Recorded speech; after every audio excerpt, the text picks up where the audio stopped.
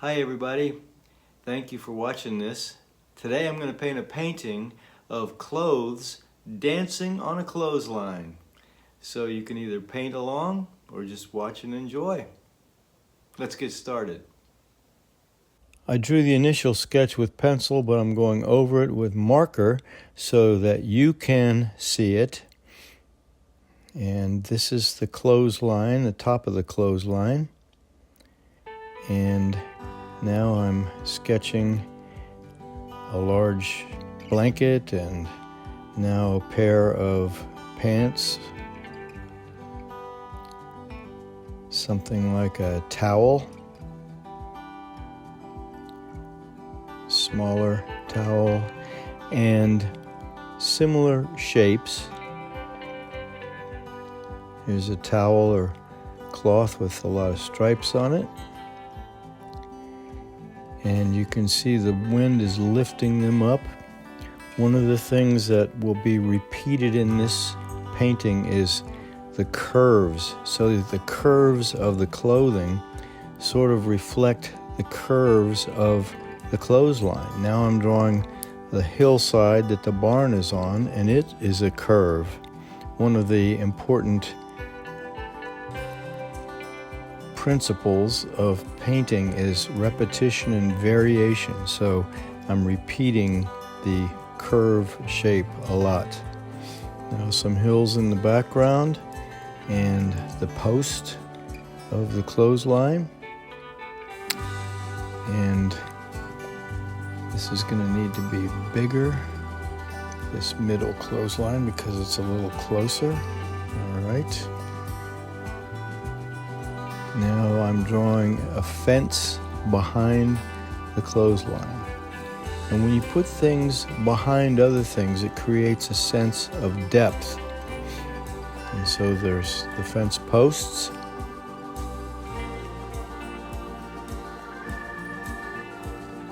Now a little bit of the field that it's in, just a little darker area that's going to be.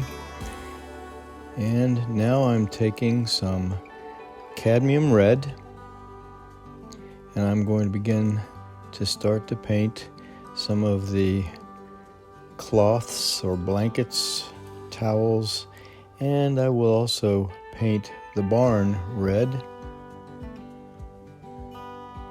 This is just an undercoat, so I'm just putting on a coat of red. Now there's Pthalo Blue, titanium white, yellow ochre, and I'm going to put some sky in.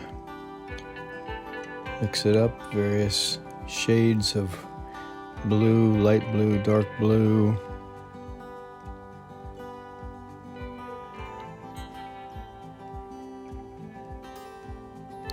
Some clouds coming behind the barn. Some dark blue here, which I will be going over later. That's the nice thing about acrylics, is you can always go back over them and tweak your colors. So just some cloud patterns.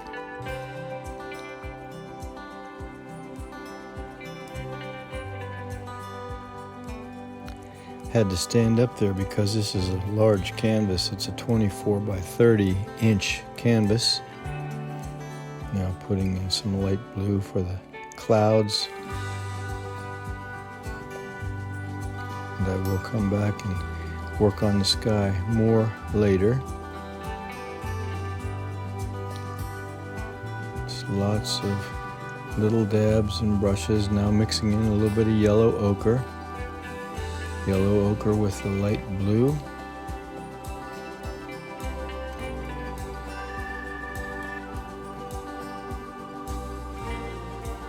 Yellow ochre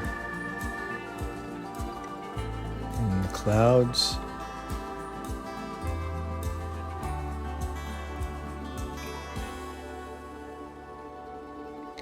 Putting some yellow ochre in the clouds because I will be including yellow ochre in the clothes on the clothesline and mixing that in with the green of the fields.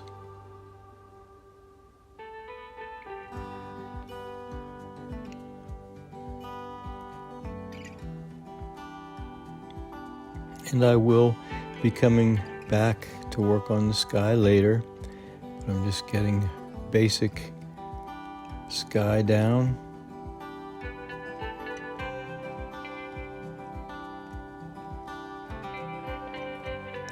Don't have to make it perfect. Putting a little bit of yellow ochre on the roof of the barn now. And I'm adding yellow ochre to this towel or whatever this is hanging on the clothesline.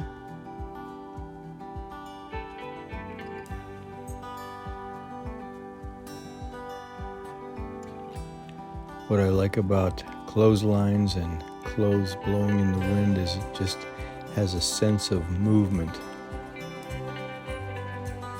Now I mix yellow ochre and a little bit of light blue. Make a little bit of a different color on the lower part of the roof of the barn. A little bit of yellow ochre and light blue up here in the field. Now I'm going to mix some dioxazine purple and white to paint the mountains and hills in the background. So that's white mixed with purple.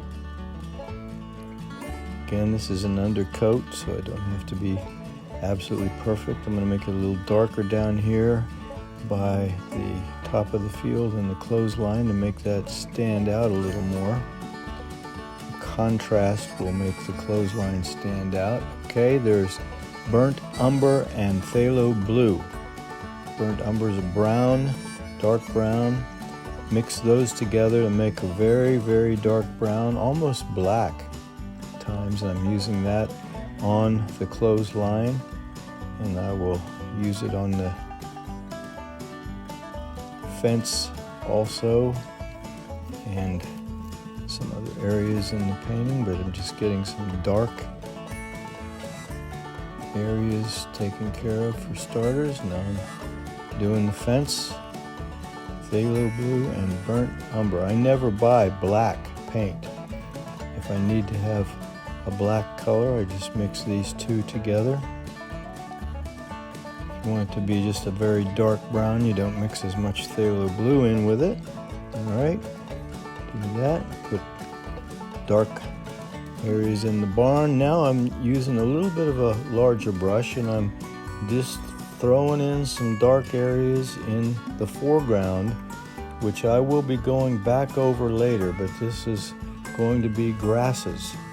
And so I want to have a dark background for the grasses that I put in the foreground, because things are darker in the foreground generally in nature. When you're looking at things up close, they're usually darker, and as they go into the distance they fade a little bit. Now here is Pthalo Green and yellow ochre, yellow, cadmium yellow medium, and white.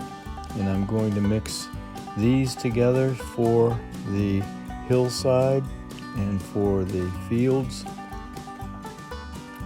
So it's creating a sort of a yellowish, brownish green. So again, this is green and cadmium yellow and yellow ochre and white. And again, this is still undercoat, so I'll be coming back later and just tweaking it, adding more variations in the colors. So there's a greenish hillside and a little darker area in this field, in the field and the grasses in the front. A little darker greens.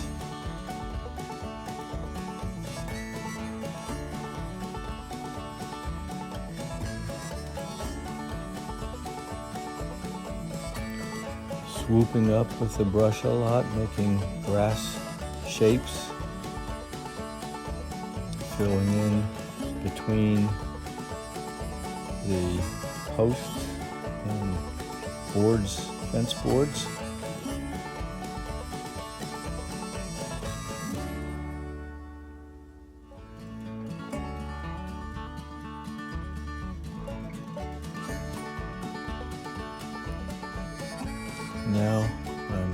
filling in between some of the clothing.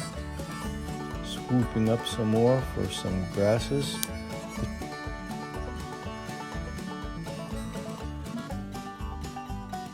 Continuing to add more and more detail as I go. See that I need to bring some of the fence behind these clothes here. So I'm just adding a little bit of fence that I didn't add earlier.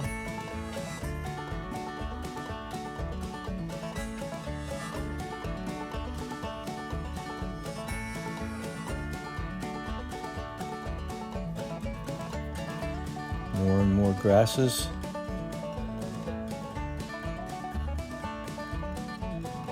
Adding little dabs of paint in the field at the top. Alright, I've got Pthalo Blue and white again. Going to make a medium blue or a little bit of a darker blue. Coming down on these jeans or these pants.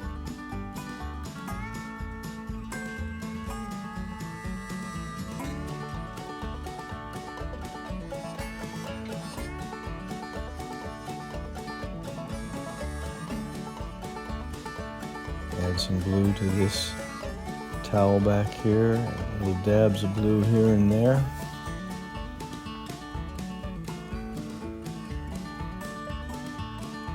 Hit the stripes on this towel with a medium blue.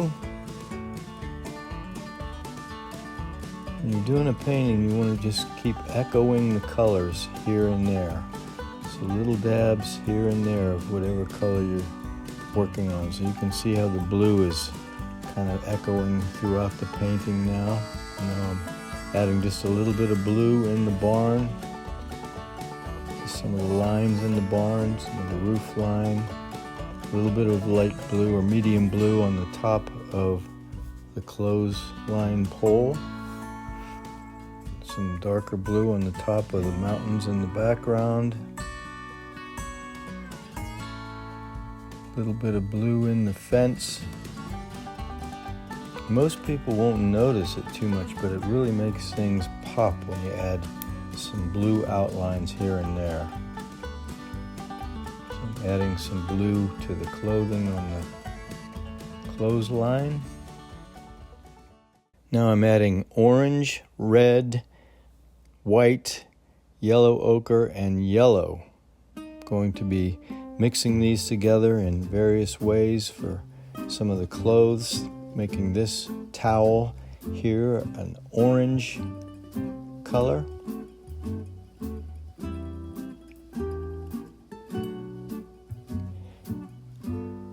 None of my colors are just pure colors, they're mixes. So the orange will have some yellow mixed in, the orange will have some yellow ochre mixed in. And I'm also always thinking, okay, where is the light coming from? It's coming from up above, so I'll paint some lighter areas on some of the towels and clothes where I think the light would be hitting.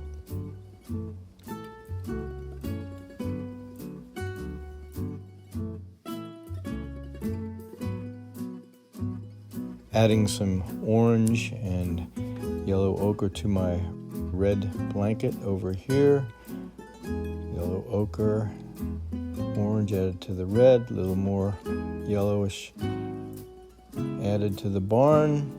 Now I'm adding some more white on top of this towel and this sheet back here.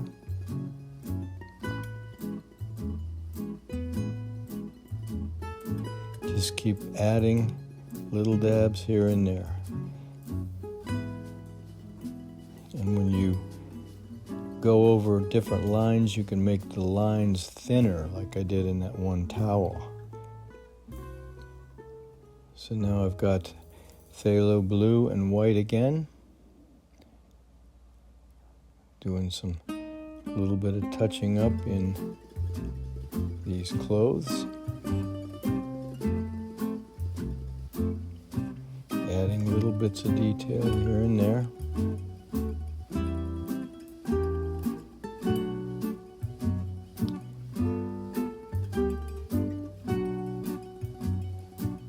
bits of blue up here.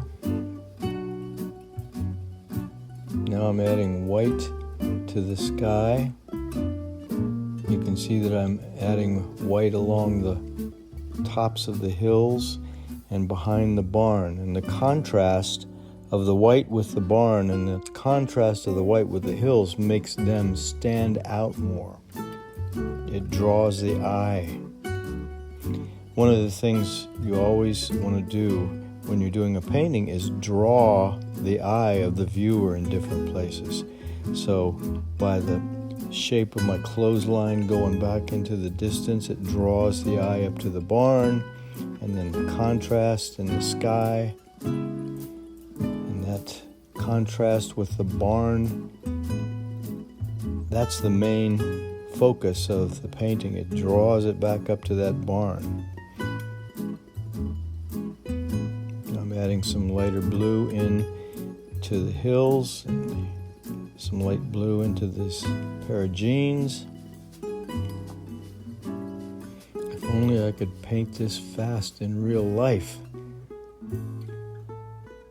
Okay, now here I am. I've got some green, I've got yellow ochre, I've got burnt sienna, which is a reddish brown.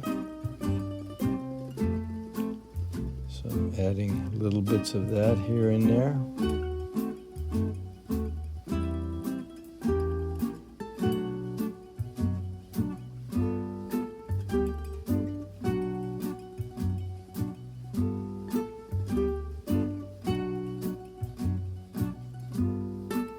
You can see that I'm adding some lighter green now up near the barn. Again, the contrast with that lighter green in the barn just makes it stand out that much more.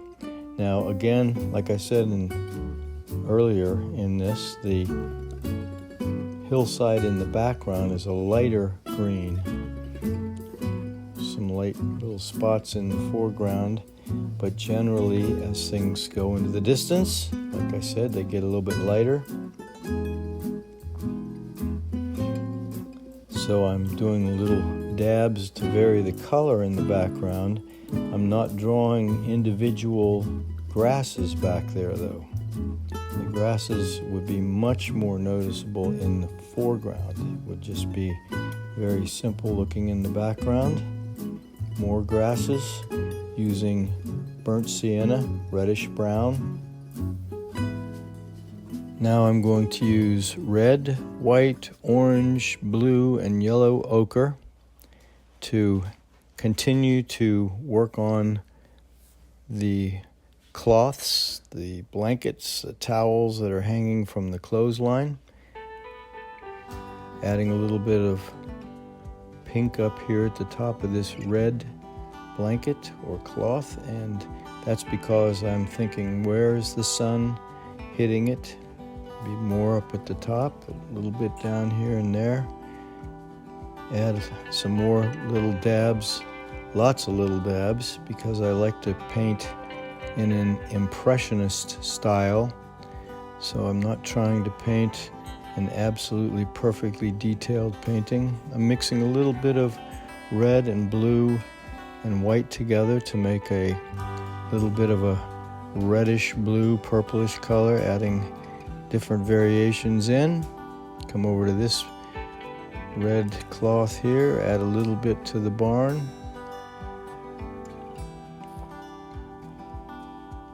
So you can see I'm working on the whole painting, adding white, light blue together. This towel, adding a little bit of a shadow where the shadow might be.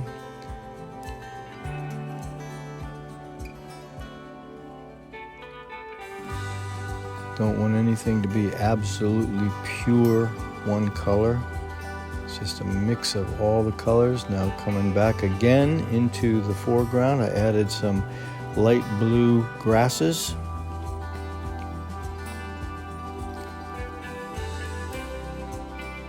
Little bits of color all over the painting.